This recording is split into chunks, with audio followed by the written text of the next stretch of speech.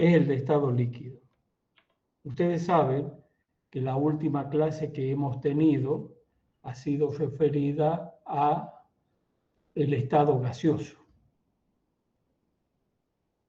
Los estados de la materia que se analizan en química son tres: el estado gaseoso, el estado líquido y el estado sólido, que se lo ve muy brevemente. ¿Cuál es la diferencia entre los tres estados de la materia? Como yo ya les comenté, está referido fundamentalmente a la energía que tienen las moléculas, la energía molecular, más que nada energía cinética de movimiento de las moléculas. El estado gaseoso es el estado más energético, y en la medida que pasamos al estado líquido y al estado sólido, vamos a estados con menor nivel de energía. De tal forma que el estado líquido es un estado, digamos, intermedio entre el estado gaseoso y el estado sólido. Si bien es cierto, al ser estados más energéticos, también estamos hablando de desorden molecular. El estado gaseoso es el estado de mayor desorden molecular y el estado sólido es el estado más ordenado molecularmente hablando. Siempre el estado líquido es un estado intermedio entre el estado sólido, que es muy ordenado y con bajo nivel energético, y el estado gaseoso, que es muy desordenado y alto nivel energético molecular. Ahora, ¿eso qué produce? Que en el estado gaseoso las moléculas estén muy alejadas unas de otras, es decir, que las distancias intermoleculares son grandes, mientras que en el estado sólido están muy próximas las moléculas entre sí y por lo tanto las fuerzas de atracción molecular en el estado sólido son grandes, lo cual permite que el estado sólido tenga forma y volumen propio, mientras que el estado gaseoso no tiene forma ni volumen propio. En el estado líquido, las fuerzas de atracción y las distancias intermoleculares son intermedias de tal manera que tiene volumen propio.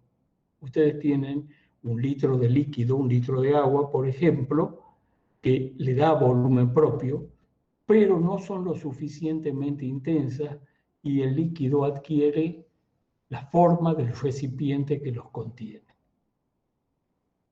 Básicamente es superficialmente las diferencias entre el estado líquido, el estado sólido y el estado gaseoso. Ahora, en el estado líquido, que es el que vamos a analizar ahora, vamos a observar una serie de propiedades que van a estar relacionadas fundamentalmente con las fuerzas intermoleculares. ¿Qué son las fuerzas intramoleculares? Porque debemos distinguir entre fuerzas intermoleculares y fuerzas intramoleculares. Las fuerzas intramoleculares se dan en el interior de las moléculas. Nosotros tenemos una molécula de agua que está constituida, como ustedes ven, por 2 átomos de hidrógeno y 1 átomo de oxígeno, y entre los hidrógenos y los oxígenos existen fuerzas de atracción. Esas fuerzas de atracción son fuerzas intramoleculares. Las intermoleculares son interacciones entre las moléculas. Si tomamos el agua, será entre moléculas de agua ya constituidas, H2O y H2O. Mantienen unidas las moléculas de la sustancia covalente, permitiendo que aparezcan en estado sólido o líquido. Para que tengan una idea, para romper un enlace intramolecular hidrógeno-cloro, se necesitan 431 kilojoules por mol. Esa es una fuerza intramolecular. En cambio, para evaporar el ácido clorhídrico líquido, es decir, separar las moléculas constituidas de ácido clorhídrico entre sí, se necesitan 16 kilojoules por mol. Y esa es una fuerza intermolecular. Entonces, hay que tener presente lo que es una fuerza intramolecular de lo que es una fuerza intramolecular. ¿Están viendo bien? Sí, profesor. Sí, profesor. La existencia de las fuerzas intermoleculares entre moléculas se refleja en la existencia de materia condensada. Es decir, materia condensada son los estados de agregación líquido y sólido. Acá nosotros vemos gas donde hay un desorden total y una gran distancia de espacios entre moléculas intermoleculares. En la medida que nosotros comenzamos a quitarle calor, se van ordenando las moléculas, tenemos el estado líquido y se van ordenando y apareciendo las fuerzas de atracción molecular, de tal forma que en este líquido tiene volumen propio, pero adquiere la forma del recipiente que lo contiene. Si seguimos quitando calor, es decir, enfriando, las moléculas comienzan a ordenarse y tenemos sólidos cristalinos. Es decir, en el sentido de izquierda a derecha, voy enfriando. En el sentido de derecha a izquierda, voy dándole energía a las moléculas y voy calentando.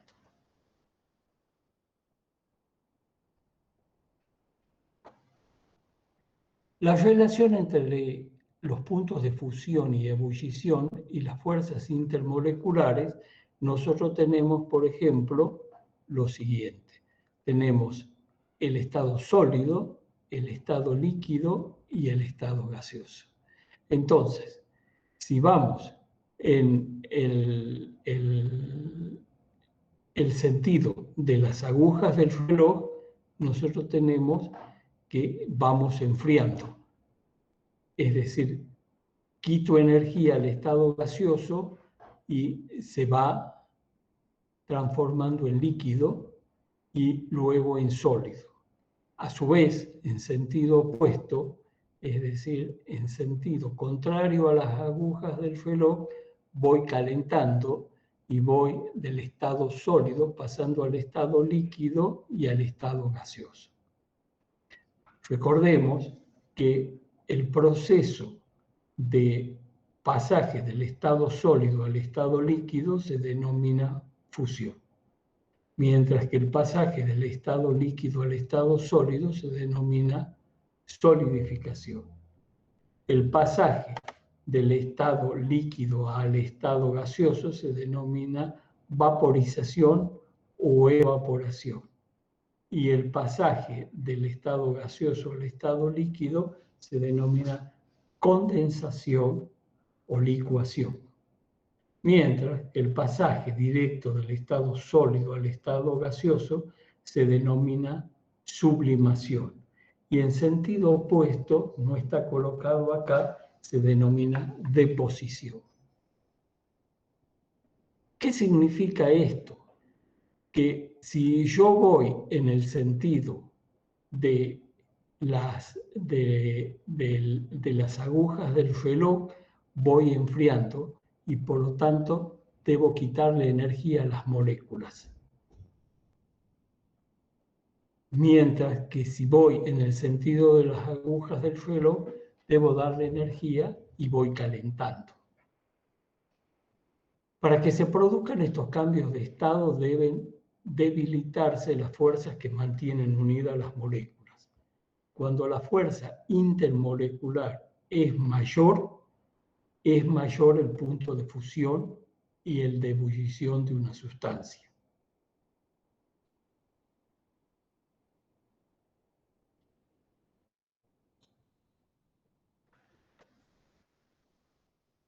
¿Qué propiedades tienen los líquidos? Fuera de lo que yo ya les comenté, de que los líquidos adquieren la forma del recipiente que los contiene, pero no tienen forma propia.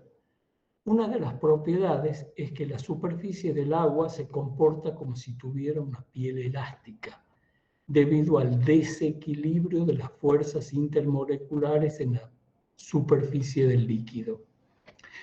¿Cómo se denomina eso? Tensión superficial. La tensión superficial es una propiedad de los líquidos y es la energía requerida para aumentar el área superficial de un líquido en una unidad. Acá nosotros tenemos el líquido. Yo quiero que observen perfectamente una molécula del interior del líquido que por supuesto está rodeada de otras moléculas que ejercen fuerzas de atracción sobre esta molécula. Mientras que una molécula que está en la superficie, es decir, esto se denomina interfase entre la fase líquida y la fase gaseosa o fase vapor, ustedes ven que la fuerza a la que está sometida es menor. Están rodeadas por la parte inferior del líquido, pero por la parte superior no. Sobre cualquier molécula de la superficie no existe una fuerza hacia arriba para cancelar fuerza hacia abajo. Esto significa que cada molécula superficial siente un tirón neto hacia abajo. En cambio, en el interior, esta molécula, cada fuerza se equilibra con una fuerza que tira en la dirección opuesta, lo cual implica que las moléculas interiores no sienten un tirón hacia cualquier dirección. Bajo esta circunstancia, por ejemplo, podemos explicar con esta tensión superficial cómo, por ejemplo, un mosquito, un insecto, puede caminar sobre la superficie de un líquido sin hundirse. Un zancudo no se hunde debido a la tensión superficial que tiene ese líquido.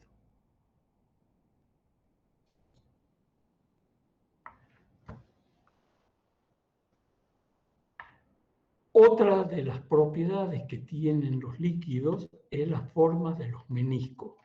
Y aquí debemos hacer una diferencia entre dos tipos de menisco. Un menisco cóncavo y un menisco convexo. Ustedes saben que el agua tiene una densidad de 1 gramo por centímetro cúbico, mientras que el mercurio tiene una densidad de 13,6 gramos por centímetro cúbico. Es decir, es 13,6 veces más denso que el agua. Entonces, ¿qué es lo que tenemos? En el agua, debido a la adhesión mayor que la cohesión de las moléculas de agua tocando el vidrio, se adhieren más a la pared que entre sí, formando lo que se denomina una superficie cóncava. Mientras que el mercurio, como la cohesión es mayor que la adhesión, las moléculas de mercurio en contacto con el vidrio se adhieren menos a la pared que entre sí, formando una superficie convexa. Entonces, ustedes tienen acá cóncavo para el agua, convexo para el mercurio.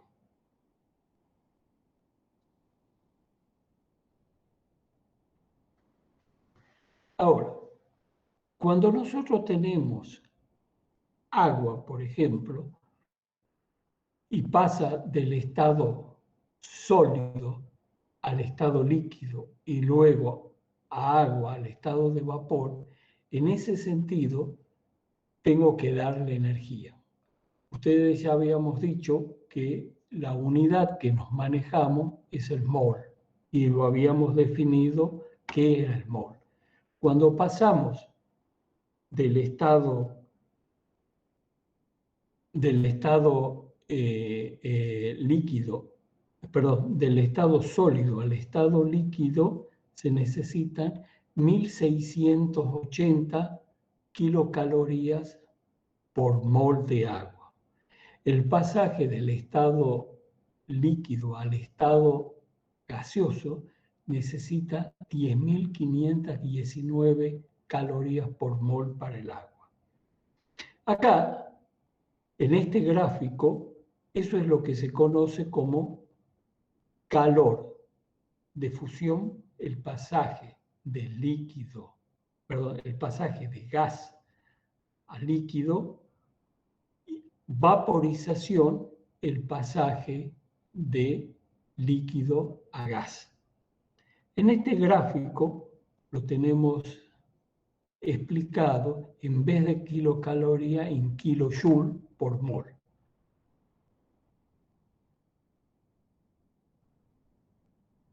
Una caloría, ustedes saben, son 4,18 joule. Entonces, tenemos para las distintas sustancias para contrastarla con el agua. Butano, éter dietílico, agua y mercurio. Entonces, tenemos, por ejemplo, para el agua, 6 kilojoule por mol, cada 18 gramos de agua, el pasaje de 18 gramos de agua sólida a líquida. Y luego tenemos el pasaje de esos 18 gramos de agua líquida a agua gaseosa, que son 41 kilojoule. El pasaje directamente de la sublimación, que es el pasaje de agua del estado sólido al estado del estado sólido al estado gaseoso, que son 47 kilojoule. Ustedes ven que el calor de vaporización más el calor de fusión, la suma nos da el calor de sublimación. Y tomamos las sustancias, por ejemplo, butano, éter dietílico, agua y mercurio. Esto puede darnos varias explicaciones interesantes. En la medida que nosotros vamos dando calor y se va produciendo el proceso de fusión, vemos que ese desorden se necesita menos cantidad de energía por mol de sustancia para pasar del estado sólido al estado líquido. En cambio, para pasar un mol de cualquiera de estas sustancias del estado gaseoso, del estado líquido al estado gaseoso, se necesita mucha mayor cantidad de energía. Quiere decir que el proceso de vaporización implica una cantidad de energía muy grande. Por supuesto, en sentido inverso, es el proceso de quitarles calor para transformar el gas en sólido.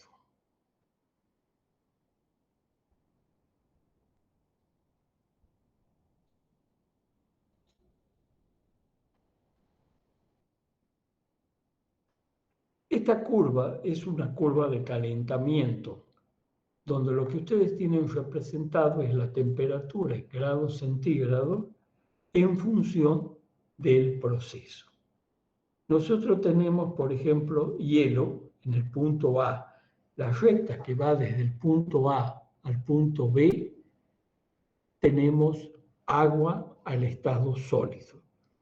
¿Qué sucede cuando nosotros comenzamos a darle energía a las moléculas?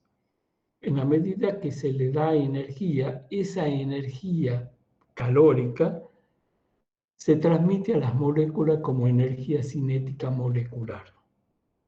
Hasta que en el punto B, a 0 grados centígrados, comienza el cambio de estado y tenemos una meseta. Durante el cambio de estado, la temperatura no se modifica y el calor que les damos a las moléculas se transforma en energía potencial de las moléculas.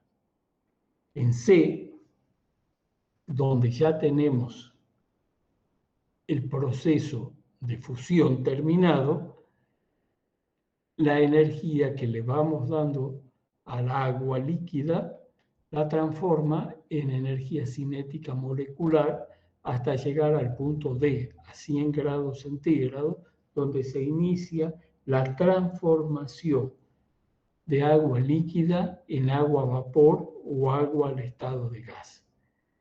Durante esta nueva meseta, toda la energía que nosotros podemos agregarle a las moléculas lo transforman en energía potencial de las moléculas. Esa es debido a la meseta, no hay cambios en la temperatura, hasta que llegamos al punto E, donde todo el líquido se ha transformado en vapor. A partir de ahí, toda la energía que sigamos dando se va a transformar en energía cinética molecular y tendremos vapor recalentado. Esta se denomina curva de calentamiento. Cambios que ocurren cuando un mol de agua, 18 gramos de agua, se calienta desde agua al estado sólido, en este caso a menos 25 grados centígrados, hasta agua al estado gaseoso a 125 grados centígrados, a una presión atmosférica, es decir, a atmósfera abierta. El calor se agrega en un amplio rango de temperatura, pero la temperatura del sistema solo se incrementa cuando todo el agua sólida, líquida o gas, que son las líneas azules, a pesar de que continuamente se agrega calor, la temperatura del sistema no se altera durante los dos cambios de fase, que son las líneas rojas. ¿Por qué? Porque ahí las moléculas lo que hacen es aumentar la energía potencial de las mismas. Ustedes saben, en la física tenemos dos energías, la cinética, que es una energía de movimiento, y la potencial, que es una energía de posición.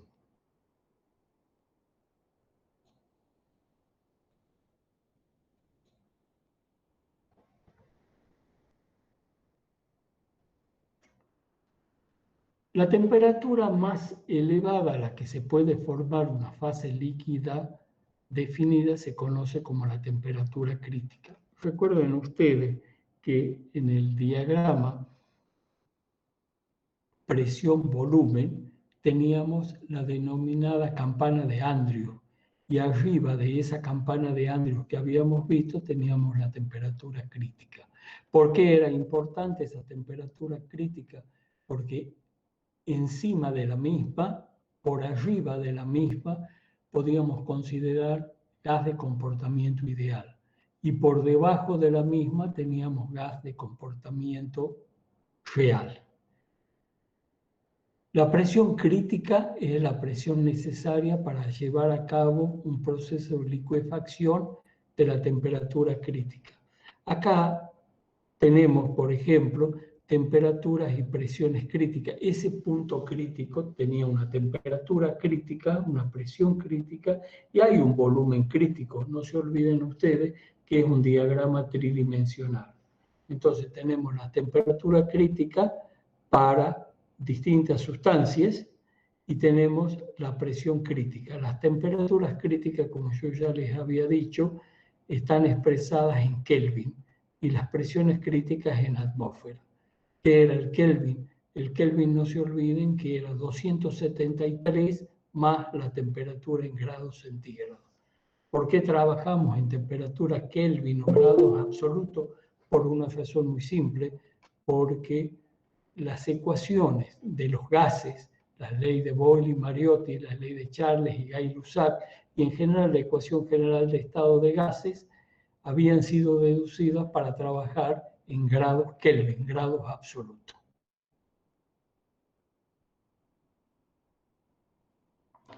Acá, como podemos ver, este es el punto crítico en este diagrama, donde tenemos una presión crítica una temperatura crítica y un volumen crítico.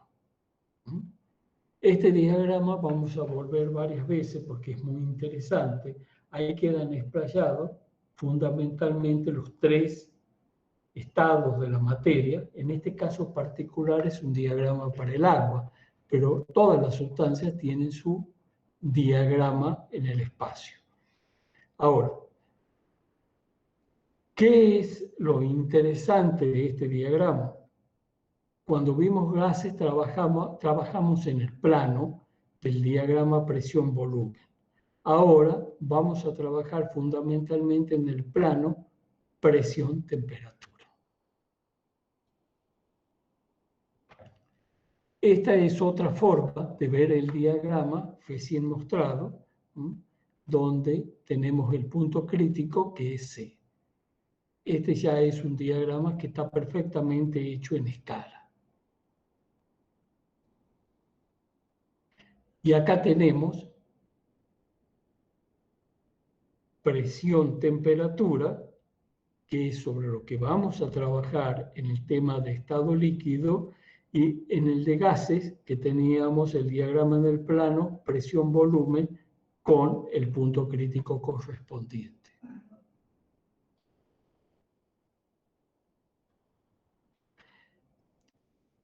La región del fluido es por arriba del punto crítico y es cuando tenemos gas de comportamiento ideal.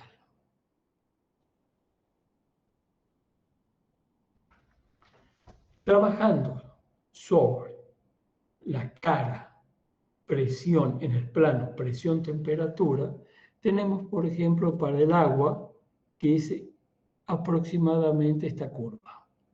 Acá tenemos a una atmósfera 760 milímetros. La temperatura correspondiente de ebullición son 100 grados centígrados. Esta es la temperatura a presión atmosférica. Tomamos, por ejemplo, para el alcohol etílico y a una atmósfera su temperatura de ebullición es 78,3 grados centígrados.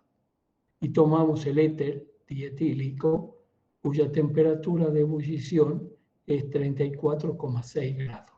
Quiere significar esto que en Tucumán, donde las temperaturas de 35 grados o superiores a 35 grados es normal en el verano, el éter dietílico se vaporiza automáticamente.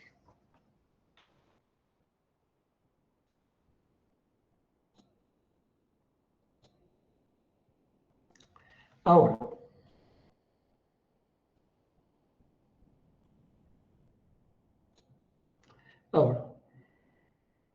nosotros lo que tenemos que tratar de encontrar es cómo varía la presión de vapor en función de la temperatura.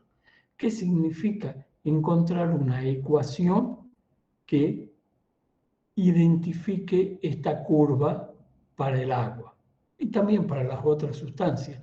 Es decir, cómo en la medida que yo voy modificando la temperatura, se va modificando la presión.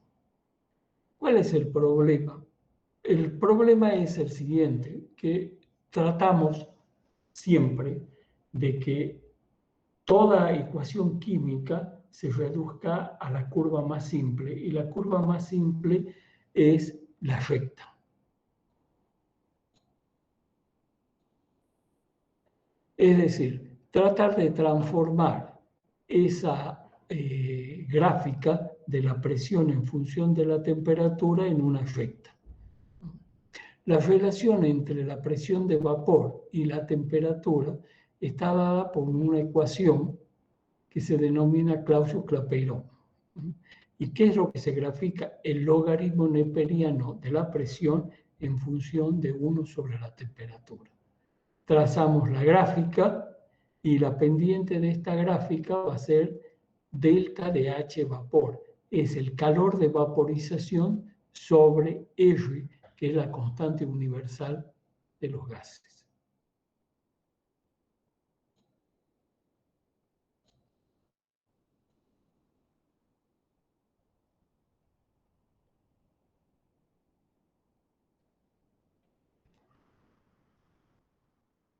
Un diagrama de fases Cuando hablamos de fases, no se olviden que tenemos la fase sólida, fase líquida y fase gaseosa. Es una forma gráfica de resumir las condiciones en las cuales existen equilibrio entre los diferentes estados de la materia. También permite predecir cuál fase de una sustancia está presente a cualquier temperatura y presión dada.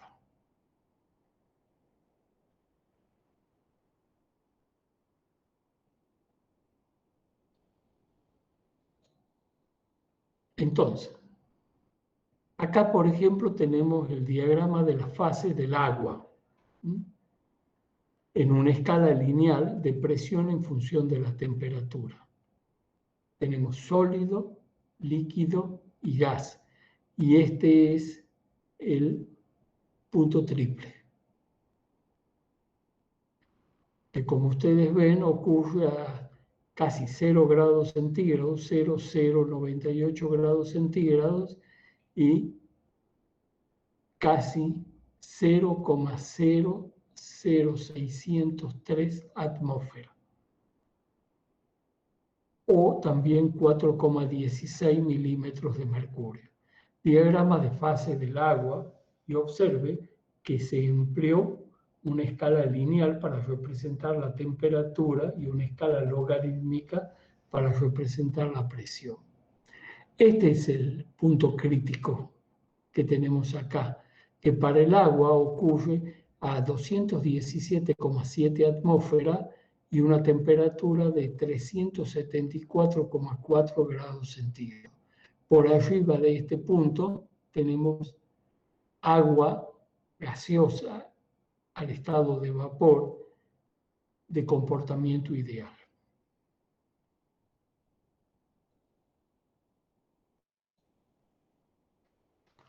En general, otras sustancias pueden ser, por ejemplo, del dióxido de carbono, donde ustedes observan que esta curva que divide el estado sólido del estado líquido tiene una inclinación hacia la derecha. Es el caso del dióxido de carbono y es el caso del metano, que para que lo contrastemos con esta, vemos que esta curva que separa la fase sólida de la fase líquida para el agua está ligeramente inclinada hacia la izquierda. En estos casos están inclinados hacia la derecha. Diagramas de fase para el dióxido de carbono, y observe que se emplea una escala lineal para representar la temperatura y logarítmica para la presión. Tenemos para el caso del dióxido de carbono que el punto crítico es 31,1 grados centígrados y 73 atmósferas. Recuerden ustedes el punto crítico de las isotermas de Andrew, donde teníamos la campana de Andrew, que era para el dióxido de carbono. Y acá tenemos para el metano, donde se utiliza una escala lineal para representar la temperatura y logarítmica también para la presión.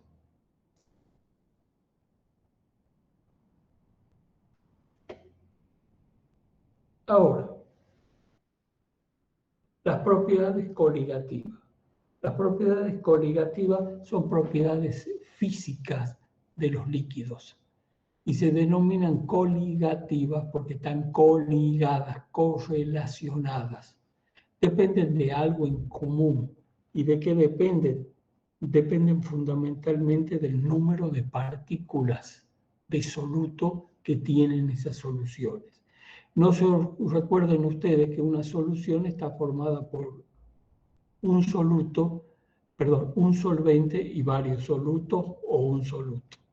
Son un conjunto de propiedades físicas de las soluciones de solutos no volátiles que solo dependen del número de partículas de soluto disuelta y no de su naturaleza química.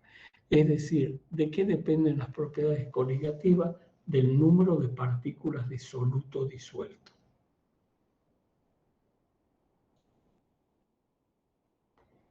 ¿Cuáles son las propiedades coligativas? Una de las propiedades coligativas se denomina el descenso de la presión de vapor. Y aquí vamos a definir qué entendemos nosotros por presión de vapor.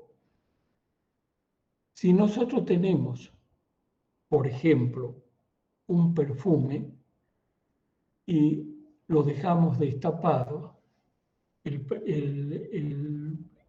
perfume probablemente al cabo de días se evaporará. Es decir, va a existir una tendencia de la fase líquida de pasar a la fase vapor.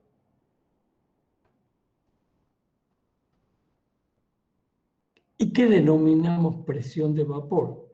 Si ese perfume o esa agua nosotros lo tenemos en un recipiente perfectamente cerrado, evidentemente moléculas de la fase líquida van a pasar a la fase vapor, hasta que se sature la fase vapor. Cuando eso suceda, moléculas de la fase vapor van a volver a la fase líquida. Y las energías necesarias que necesitan las moléculas de la fase líquida para pasar a la fase vapor, la van a obtener de la cantidad de energía que elimina la fase vapor para condensarse y pasar a la fase líquida. Visto esto de otro modo, nosotros necesitábamos 10.519 calorías cada 18 gramos para pasar de la fase líquida a la fase vapor. Cuando pasa un mol, 18 gramos de agua, de la fase vapor a la fase líquida, elimina 10.519 kilocalorías. Quiere decir que el sistema se entra en lo que se denomina en equilibrio. La cantidad de energía que se necesita para vaporizar un mol de agua lo obtiene de la cantidad de energía que elimina un mol de agua para condensarse. Podríamos decir que la presión de vapor es la presión ejercida por el vapor sobre el líquido o el sólido cuando ambas fases se encuentran en equilibrio dinámico a una cierta temperatura. El equilibrio es dinámico, es decir, un mol se vaporiza, un mol se condensa. El recipiente debe estar en condiciones de equilibrio, es decir, perfectamente cerrado, porque si el recipiente estuviera abierto, se produce lo que yo les había dicho del perfume, es decir, se iría a la atmósfera y se vaporizaría.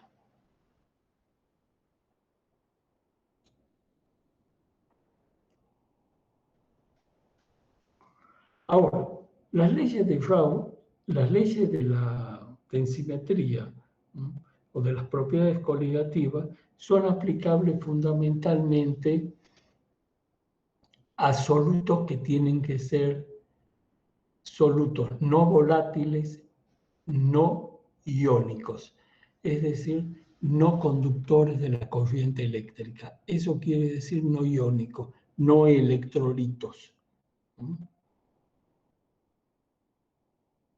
La ley de Raoult es que la presión de vapor de la fase líquida de la fase vapor es igual a la presión de vapor del solvente puro por la fracción molar.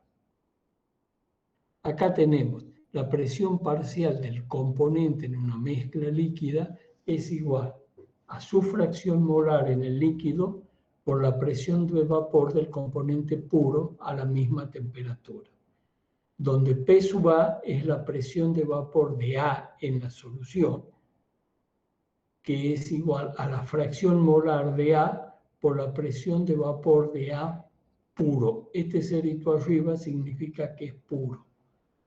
Y esa es una solución que cumple con la ley de Raoult a cualquier concentración. Es una solución ideal.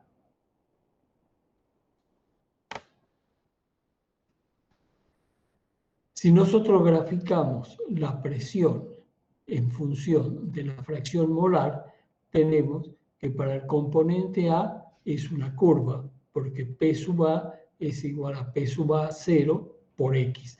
Este es un diagrama de la presión en función de la fracción molar, de A y de B, porque tengo dos componentes, A y B.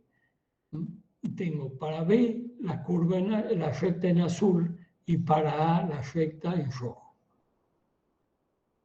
La unión de estas dos líneas es la presión de vapor total de la solución, que es P sub A más P sub B. Gráfico de la presión de vapor en función de la composición de la fase líquida para un sistema de dos componentes que cumple con la ley de Raoult.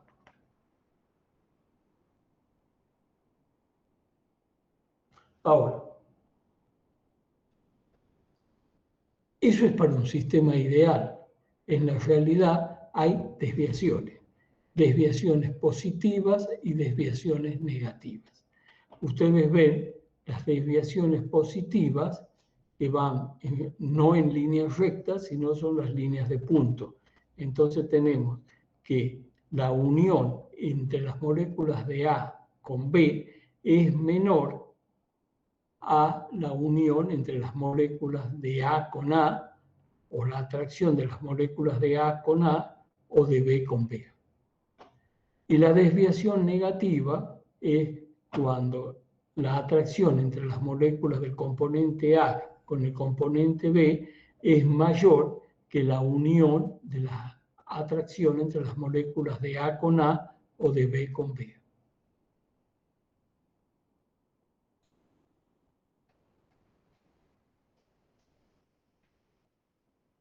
Efecto de un soluto no volátil sobre la presión. Entonces, nosotros tenemos la presión total, es la presión de A más la presión de B. Y A es XA por la presión de vapor de A puro, más XB por la presión de vapor de B puro. Si recordamos que XA más XB, porque estamos hablando de una mezcla, es igual a 1, reemplazamos, vamos a tener que la presión total será la presión de A puro por 1 menos XB. Es decir, P sub A menos XB por P sub A 0. De donde sacamos que XB es igual a P sub A 0 menos la presión total sobre la presión de A puro. El supra cero significa el componente puro.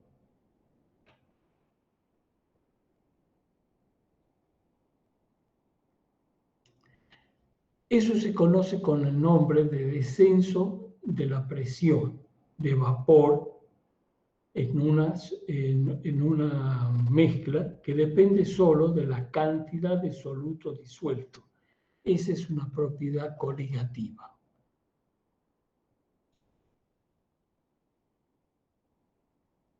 Otra consecuencia que tiene el descenso de la presión de vapor es un aumento del punto de ebullición o disminución del punto de fusión. El aumento del punto de ebullición se denomina ebulloscopía, la disminución del punto de fusión se denomina crioscopía o descenso crioscópico. Esta ebulloscopía o aumento del punto de ebullición también se denomina ascenso ebulloscópico. Entonces, nosotros tenemos en este gráfico de la presión en función de la temperatura, para la sustancia pura, esta gráfica sería el agua.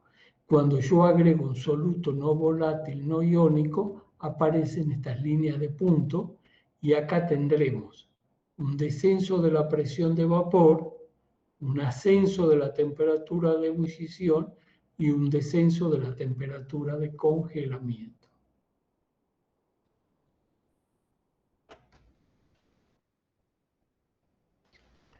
El ascenso ebulloscópico o ebulloscopía tenemos que es igual a una constante que se denomina constante ebulloscópica por la molalidad.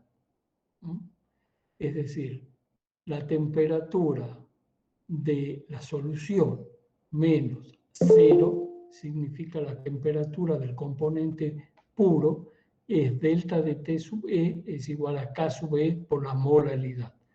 K sub E se denomina constante ebullioscópica y sus unidades son kilogramos por mol o grados por mol.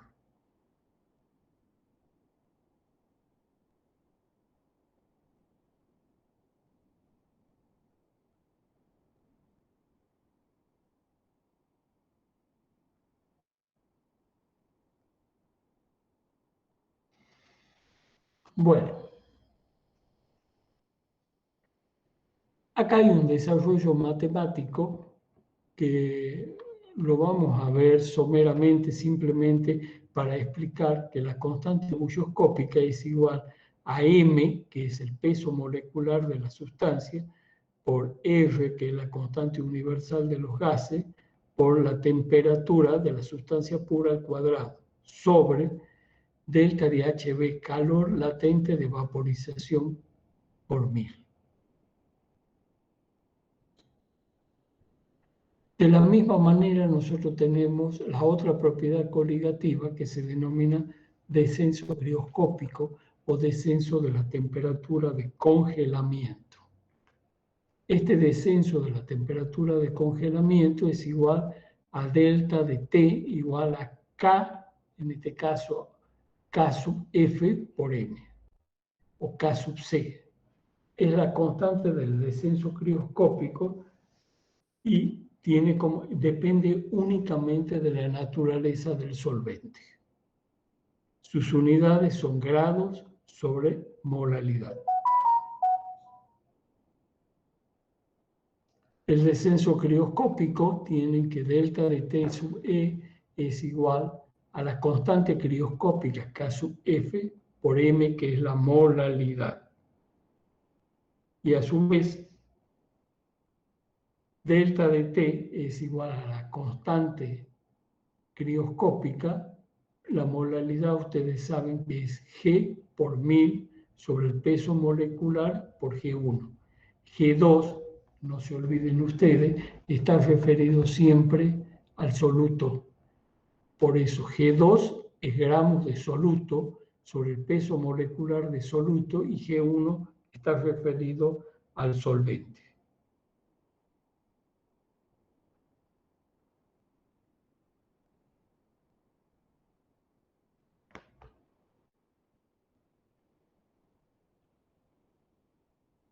Bueno, acá está el desarrollo matemático, que lo vamos a ver más detenidamente en la clase que viene, pero de todas maneras lo importante es que ustedes sepan que es igual que en la constante ebullioscópica, la constante crioscópica es el peso molecular del solvente por R por T al cuadrado sobre el calor latente de fusión por 1000.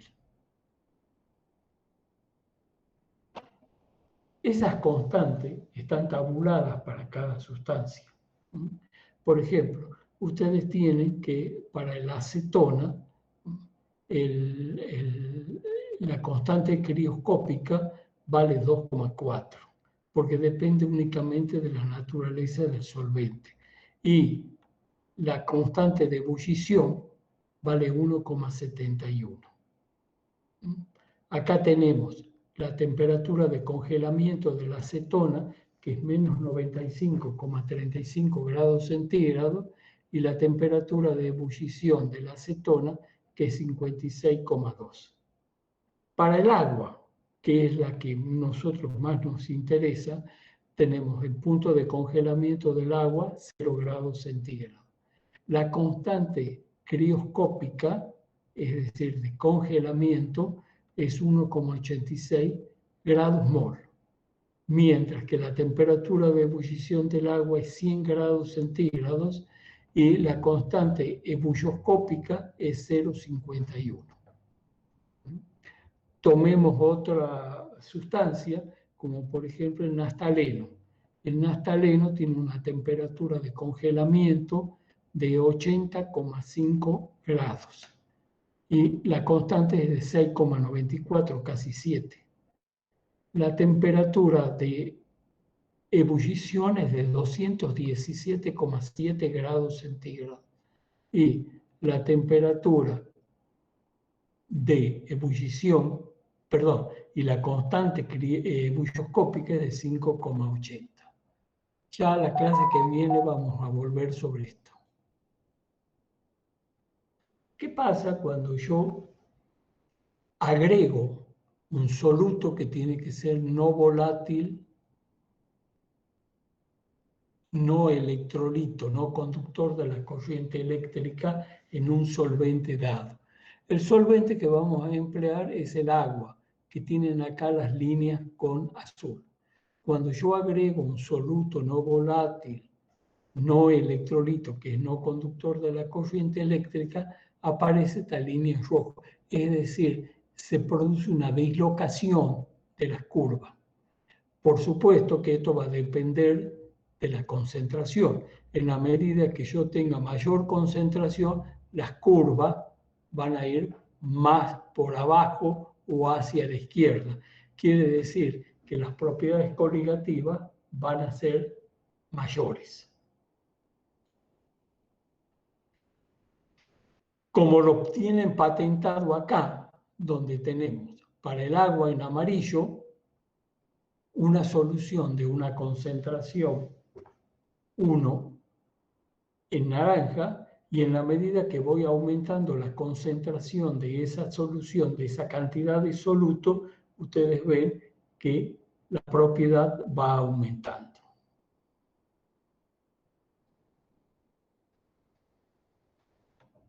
En síntesis, delta de Tc es igual a Kc por la molaridad. ¿Y qué es Kc? Kc es el peso molecular de A por Ft cuadrado sobre el calor de vaporización o calor de fusión por 1000. El descenso crioscópico depende del número de partículas. Todas las propiedades coligativas dependen del número de partículas. Por lo tanto, soluciones de la misma molaridad de glucosa, por ejemplo, sacarosa, urea, producen el mismo delta de T. ¿Qué ocurriría con el descenso crioscópico si se prepara una solución de cloruro de sodio para la misma molaridad?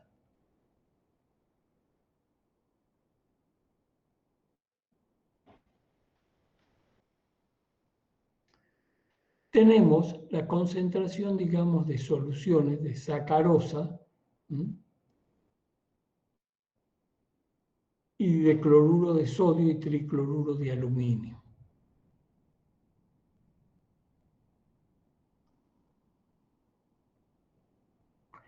Esto lo vamos a continuar la clase que viene porque va a requerir un repaso de lo que hemos visto hasta ahora.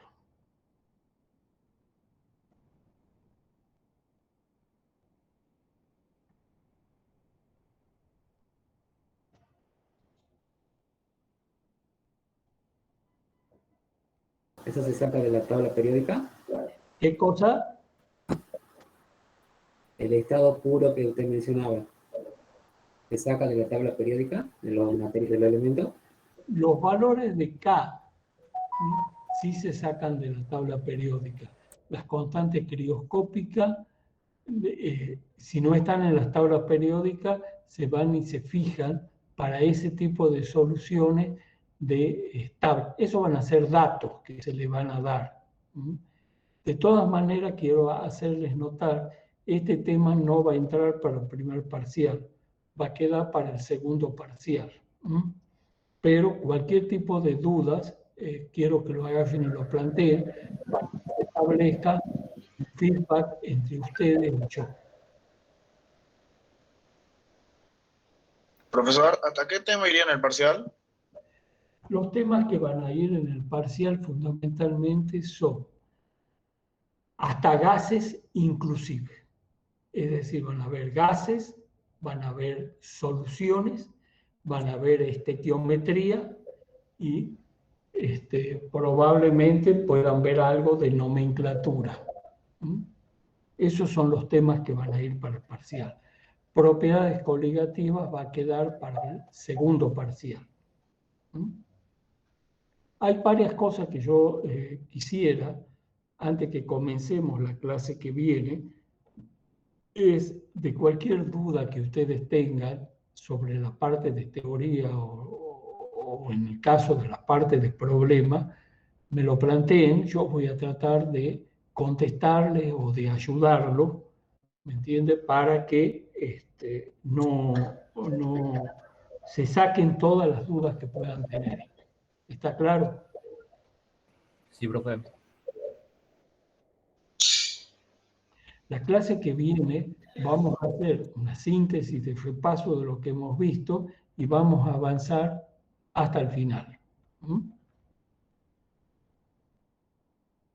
Yo lo que sí quisiera pedirle es que por favor, una vez que pacten la fecha y la hora del parcial, me la hagan llegar, más allá de que el ingeniero Viera me tendrá que comunicar, por supuesto, cuando lleguemos a un acuerdo de la fecha. La fecha, en principio, como él les ha dicho, es el 29, porque el problema, quiero explicarles, es así. Él tiene muchas comisiones, entonces él a veces tiene que organizar los horarios para tomar en una o en otra. A mí lo que me interesa saber es la comisión de ustedes. Y profesor, ¿cómo Sí. sería la metodología del parcial? O sea, digamos, múltiple choice o sería, no sé, digamos. No. Supongo que tienen que darle problemas. Van a tener problemas que tendrán que resolver problemas. Ahora, respecto a la teoría, ya les voy a confirmar la clase que viene si se va a tomar teoría o no. Les explico por qué. Acá hay dos formas. Una es de tomarle la teoría ahora y la otra es directamente fin en la parte de problema, fin en la parte de problemas del segundo parcial, y aquellos que tienen un determinado promedio van y rinden finalmente la teoría, que sí, la teoría que yo tomo en general es de múltiple choice, más que de múltiple choice, pregunta sumamente sintética, que sería el final. Pero eso todavía no está resuelto, ya lo vamos a conversar con el ingeniero Viera.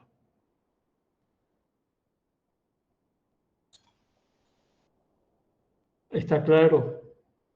Sí, profesor. Sí, profe. Sí, profesor.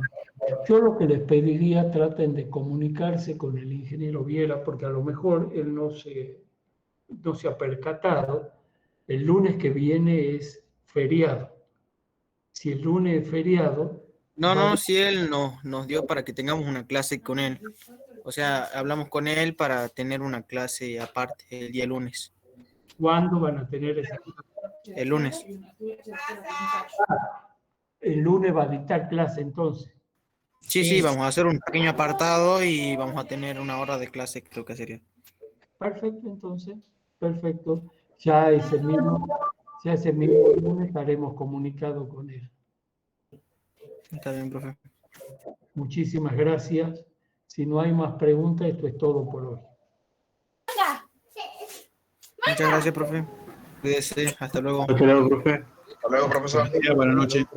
Chao, profesor, que esté bien. Nos vemos, profe, que esté bien. Hasta luego, profe. Hasta luego.